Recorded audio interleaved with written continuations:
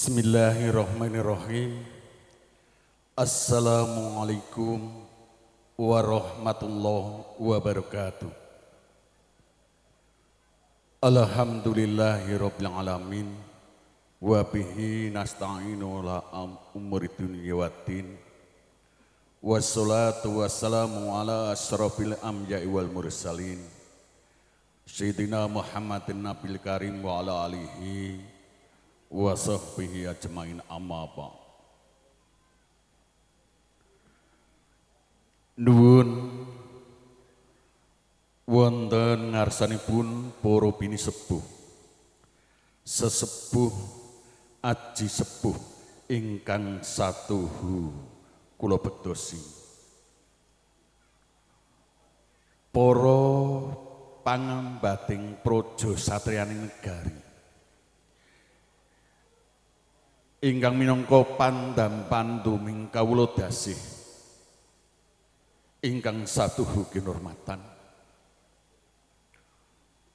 Para rawuh kakung Sumawana putri ingkang satuhu kinurmatan.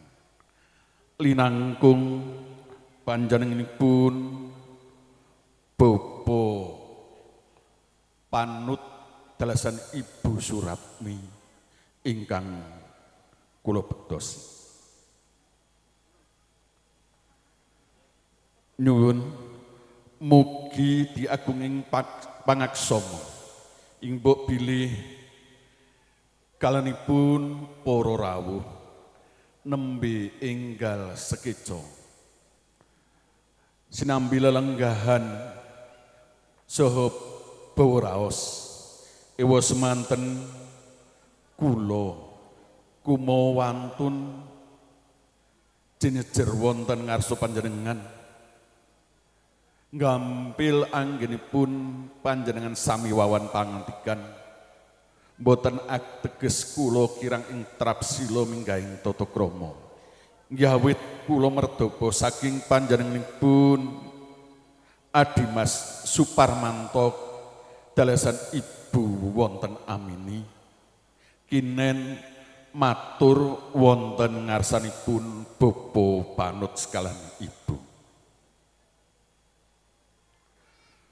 Pramila mugi para rawuh sekedhik anggenipun lelenggahan kanthi mardikaning penggalih kula badhe hangayahi kardi. Saderengipun kula nglajengaken matur mugi keparenga panjenengan sedaya kula dherekaken ngunjakaken raos puji syukur wonten ngarsampun Gusti ingkang Maha Wikan. Nun inggih Allah Subhanahu wa taala nggih awit sih wilasanipun hidayah dalahanipun ingkang sampun kaparengaken dumateng panjenengan sedaya mandhapipun dhateng kula. Satemah wonten ing kalodhangan siang punika panjenengan sedaya sedalesan kula saged pinarak lenggah makampal wonten pahaman menika kanthi manggih yuwana widodha niskala. Kalajengipun kunjuk dumateng Bapa Maryono minangka pengawalipun Bapa Panut dalasan Ibu Suratmi. Dene suwan kula pinangka sulih saking panjenenganipun Adimas Suparmanto sekalian Ibu wonten amini. Ingkang sepisan panjenenganipun sowan wonten ngasipun Bapa Panut sekalian ngaturaken salam pangabdi salam taklim mugi kunjuk wonten ngarsempun Bapa Panut sekalian kanthi kaikraraken Assalamualaikum warahmatullahi wabarakatuh. Kalajengipun Adimas Suparmanto sekalian Ibu wonten amini nyowanaken saha ngaturaken sekar kudup saseli nun inggih Bagus Wakit Dwi Nupianto mugi pun dadosaken sajudu. Mugi pun dhawuhaken kalian putra putrinipun Bapa Panut sekalian Ibu Suratmi ingkang asesilih Roro Ayu Sriati. Saha nyuwun kasengkana ngalungguh minangka raja sehari. Kalajengipun suwanipun Adimas Suparmanto sekalian Ibu wonten Amini nyaosaken syarat sarana jejangkepanipun salaki rabi arupi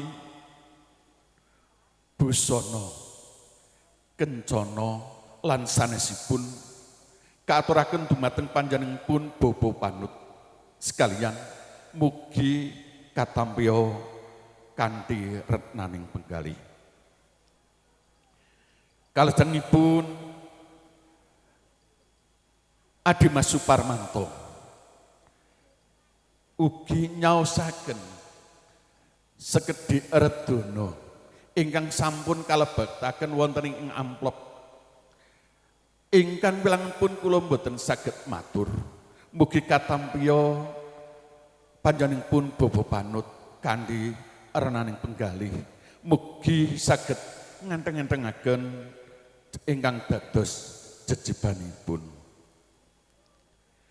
Ingkang salajengipun Adimas Suparmanto sekalian nyaosaken sekedhik angsal-angsal ingkang boten sepinterna. Mugi katampi minangka anggenipun ngraketaken kekadangan saha bepisanan antawasipun Adimas Suparmanto saha kalian Bapa Panut sekalian. Kalajengipun anggenipun sowan Adimas Suparmanto sekalian kadherekaken para sanak kadang tangguh tepalih saperlu nderek mangayu bagya menggah dawuhipun pinang temanten kekalih. Pungkasanipun ing mbok bilih pawiyaning sakmangke sampun paripurna. Panjenenganipun Adimas Suparmanto sekalian dalasan para baraya agung nyuwun pamit madal saking pasilan saha nyuwun donga pangestu anggenipun wangsul wong saking paman menika ngantos dalipun suwang-suwang mugi tansah manggih rahayu wilujeng widodо niskala. Para lenggah, para beni sepuh ingkang sadugi kinurmatan, mbok pilih mekaten lan semanten anggenipun kula ngaturaken ubamus ing saking panjenenganipun Adimas Suparmanto sekalian. Mbok bilih anggen kula ngaturaken kirang anggen kula ngrakit basa minggahing parama sastra saestu kula nyuwun agunging samudra pangaksami. Pinangka pamututning atur billahi taufik walhidayah. Wassalamualaikum warahmatullahi wabarakatuh.